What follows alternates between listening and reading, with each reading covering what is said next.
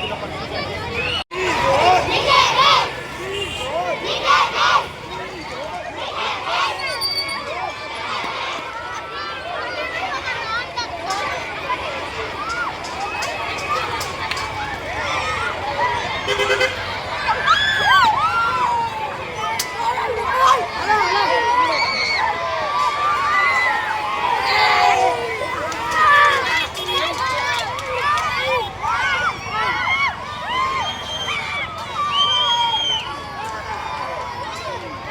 స్తోమతలైనటువంటి పేదవారు ఎవరైతే ఉన్నారో పేద విద్యార్థుల్ని ప్రభుత్వ పాఠశాలలో వసతి గృహాలు గురుకులాల్లో జాయిన్ చెప్పి సిలబస్ కనిపిస్తుంది ఉన్నత విద్య కోసము.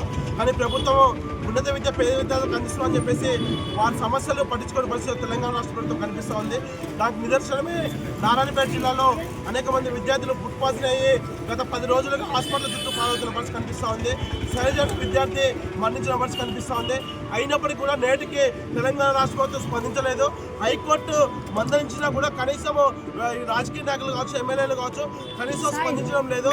అదేవిధంగా విద్యార్థుల పక్షాన ఉన్నటువంటి పీడిఎస్ నాయకుల్ని, భాస్కర్ లాంటి విద్యార్థుల్ని అరెస్ట్ చేసి కేసులు పాలు చేసిన పరిస్థితి కనిపిస్తూ ఉంది. మేము ఏమంటున్నామంటే తెలంగాణ రాష్ట్రంలో రెండోసారి కాంగ్రెస్ ప్రభుత్వం అధికారంలోకి వచ్చిన తర్వాత పేద విద్యార్థులకు ఉన్నత విద్య అందిస్తామని చెప్పేసి అంటున్నారు. కానీ విద్యార్థులకు అందించే విద్యలో ఆహారం కావచ్చు, కనీస సౌకర్యాలు కావచ్చు కనిపించలేకపోవడం వల్ల అనేక మంది విద్యార్థులు ఆత్మహత్య పాలవుతున్న పరిస్థితి కనిపిస్తూ నిన్ననే గురుకుల విద్యార్థి భోజనం తిని కడుపు నొప్పులు వేసి సూసైడ్ అటెంప్ట్ చేసుకున్న పరిస్థితి కనిపిస్తూ ఉంది.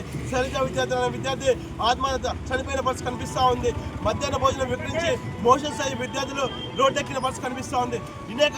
అనేక ఘటనలు వస్తున్నా కూడా ప్రభుత్వం స్పందించడం లేదు. కానీ తక్షణమే స్పందించి విద్యార్థులకు మధ్యాహ్న భోజనం, క్వాలిటీ భోజనం అందించే వరకు కూడా పీడిఎస్గా మేము పోరాటం చేస్తామని చెప్పేసి కూడా సందర్భంగా తెలియజేస్తున్నాం. అదేవిధంగా ఈరోజు ఖమ్మం జిల్లా కమిటీ ఆధ్వర్యంలో విద్యార్థులతోటి వినూత్నంగా ప్లేట్స్ వాళ్ళు తెచ్చుకున్న మధ్య లంచ్ బాక్స్ ఏతుందో ఆ బాక్సులతోటి వేలాది మంది విద్యార్థులతో we want mid day meals అని చెప్పేసి పెద్ద ఎత్తున ధర్నా చేయడం జరిగింది. ఇప్పటికైనా ప్రభుత్వం స్పందించకపోతే ఇంకా మరిన్ని ఉద్యమాలు చేసి మా విద్యార్థులకి మధ్యాహ్న భోజనం వచ్చేంత వరకు కూడా మేము పోవడం చేస్తామని చెప్పేసి సందర్భంగా నేను తెలియజేస్తున్నాను. నా పేరు వెంకటేష్, పీడిఎస్ ఖమ్మం జిల్లా ప్రధాన కార్యదర్శిగా ఉన్నాను.